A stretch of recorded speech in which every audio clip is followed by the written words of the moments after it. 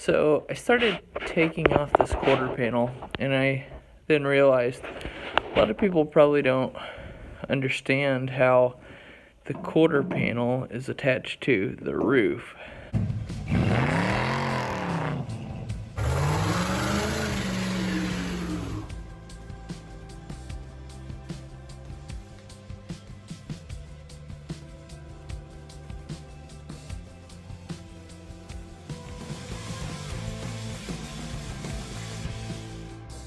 Decided I would kind of show the process of how it's done in the reverse order, obviously, though, because we're taking it off, not attaching it. But I kind of explain it. So this line right here, you can see where the paint is rough, and then it's smooth here, and then rough again right here, and right here you see the difference in the paint. That is what they refer to as the lead line of the roof or the quarter panel.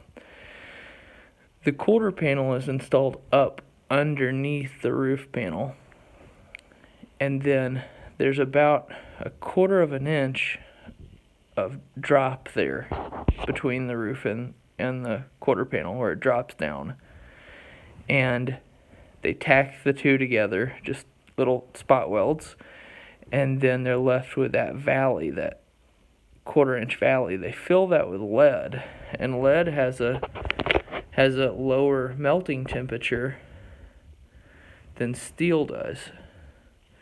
So essentially they're using a putty knife and a torch.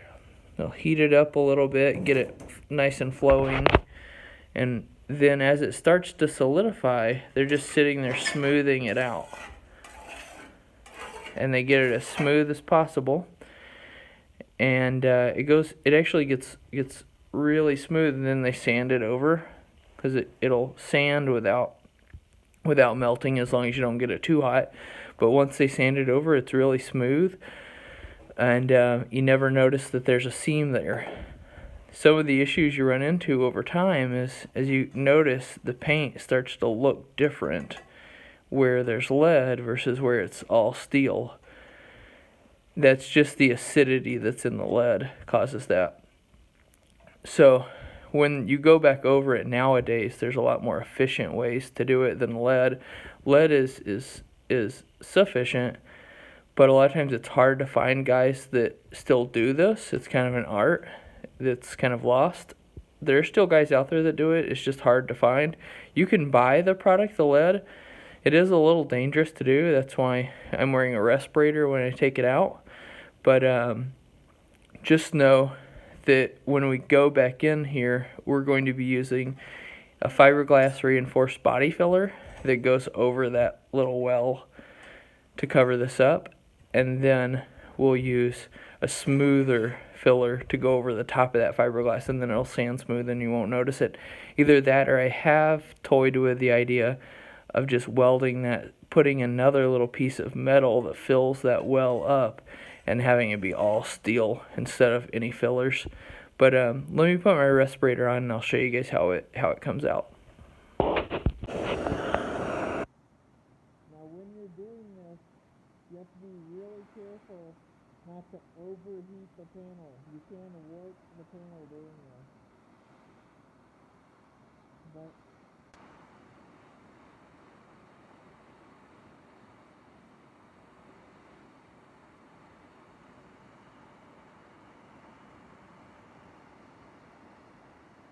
a little bit higher there. Now, so see, there's our. So get a little bit more of the lead out. Able to see now. There's that valve. Okay, so most of it's out. We'll do a little cleanup, but there it is. There's that lead line without any lead in it. Again, roof, quarter panel under the roof. So there's the edge of the roof. If you notice, there's dimples, like right here, and right here, and right here. Those are the spot welds, where it's pinched and welded together. And then they put a little stitch weld right here, right here, and right here. Okay, open the door to let some of the fumes dissipate so I could take my mask off. It's all out, all the lead is out. You can see that lead line now. I always try to explain to people how deep that lead line is. That's a lot of fill, a lot of filler. Again, you can see stitch welded here, here, and here.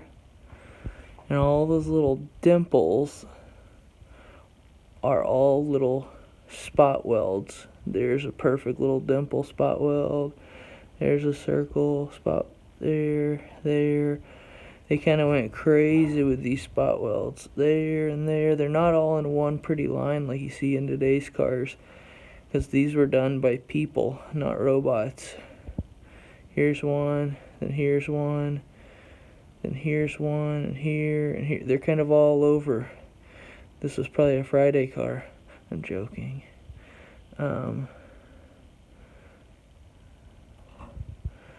But you gotta come through with a grinder. I like to use a grinder, but some guys will take a spot weld cutter and they'll go right on there, and it'll punch it. The first one will punch it, the little tiny part in the middle will punch it, and then it'll cut with these little teeth a perfect circle in the top layer.